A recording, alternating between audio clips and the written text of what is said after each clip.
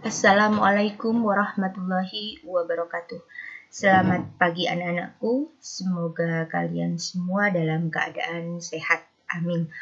Dan Ibu berharap kalian tetap semangat dalam mengikuti kegiatan MPLS di UPTD SNPN 1 Modul tahun pelajaran 2021-2022. Perkenalkan, nama Ibu adalah Erna Hidayati SPD. Dan pada kesempatan pagi hari ini, Ibu akan menyampaikan materi tentang COVID-19 atau virus corona. Oke, Ibu mulai. Apa yang dimaksud atau yang disebut dengan COVID-19 atau virus corona?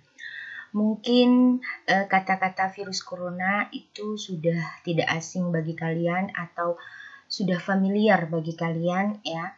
Sekarang Ibu jelaskan lebih rinci tentang virus corona.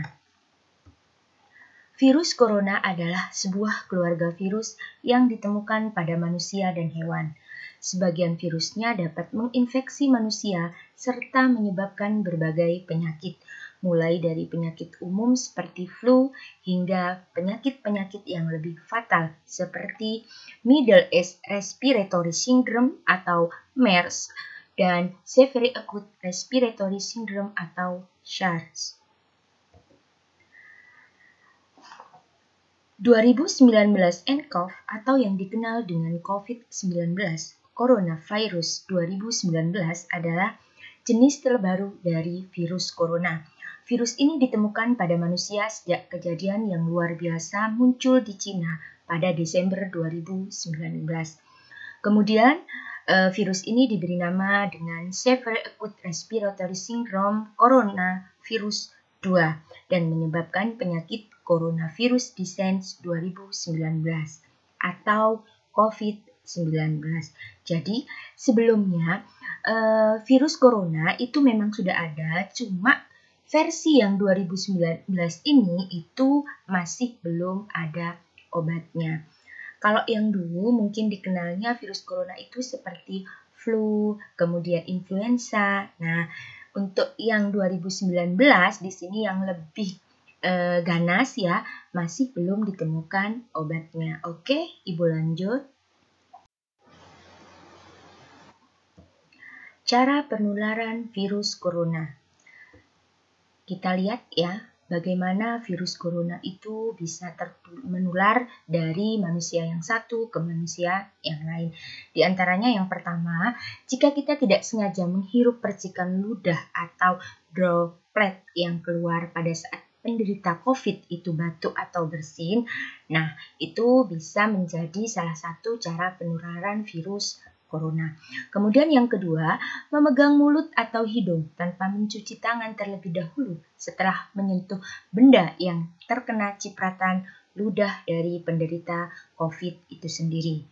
Kemudian, cara penularan yang ketiga yaitu melakukan kontak jarak dekat dengan penderita COVID. Apalagi baik yang penderita COVID maupun yang bukan penderita COVID sama-sama tidak menggunakan masker. Tanda dan gejala infeksi coronavirus dalam waktu 14 hari.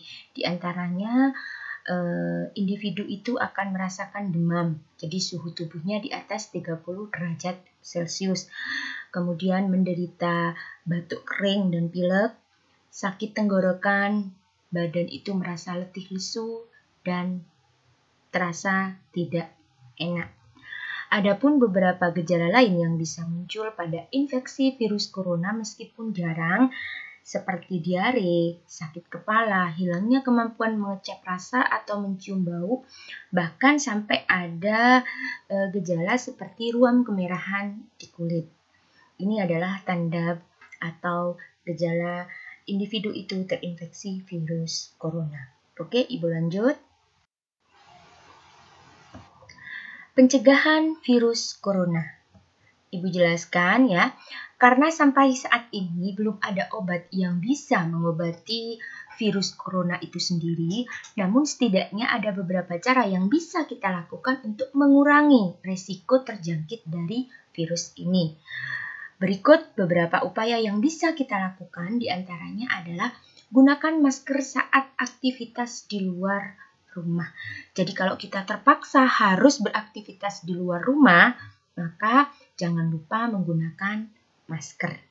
Kemudian yang kedua, sering-seringlah mencuci tangan dengan sabun dan air mengalir selama 20 detik hingga bersih. Kemudian yang ketiga, hindari menyentuh wajah, hidung, dan mulut saat tangan dalam keadaan kotor atau belum dicuci. Kemudian yang keempat, hindari kontak langsung atau berdekatan dengan orang yang sakit. Yang berikutnya, hindari menyentuh hewan atau unggas liar dan membersihkan dan mensterilkan permukaan benda yang sering kita gunakan. Tutup hidung dan mulut ketika bersin atau batuk dengan tisu. Kemudian buanglah tisu tersebut ke tempat sampah dan cucilah tangan dengan bersih. Kemudian jangan keluar rumah dalam keadaan sakit. Jadi ini beberapa upaya yang bisa kita lakukan untuk mencegah virus corona. Kemudian Ibu lanjut, mengapa belajar mengajar kita itu menggunakan sistem BDR atau belajar dari rumah? Ini ya, Ibu jelaskan. Alasan yang pertama, karena kita itu tinggal di Kota Bangkalan dan sampai saat ini Kota Bangkalan itu masih dalam zona merah. Jadi kalau kota tempat kita tinggal itu dalam keadaan zona merah, otomatis belajar mengajar harus dilakukan dari rumah. Yang kedua, untuk mencegah kerumunan massa. Massa dalam hal ini yang disebut adalah siswa. Dan yang ketiga, keamanan, keselamatan, dan kesehatan siswa. Jadi yang diutamakan di sini adalah kesehatan, keamanan, dan keselamatan siswa. Kemudian, ini ya, kita harus tahu standar protokol kesehatan dari COVID-19 ya. Yang pertama, sering cuci tangan dengan sabun dan menggunakan hand sanitizer. Yang kedua, menggunakan masker. Dan yang ketiga, jaga jarak aman. Artinya jaraknya itu antara 1,5 sampai 2 meter. Yang keempat, hindari kerumunan. Dan yang kelima, perbanyak makan buah dan sayur ya, vitamin dan mineral. Dan yang keenam adalah menjaga kesehatan imunitas pribadi dan olahraga. Oke, di sini ada soal. Ibu berikan 3 soal, kalian kerjakan.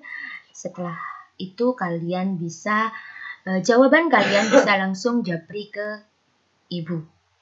Untuk hari ini ya, Ibu rasa sudah cukup. Terima kasih. Wassalamualaikum warahmatullahi wabarakatuh. Belajar dari rumah akan sangat menyenangkan.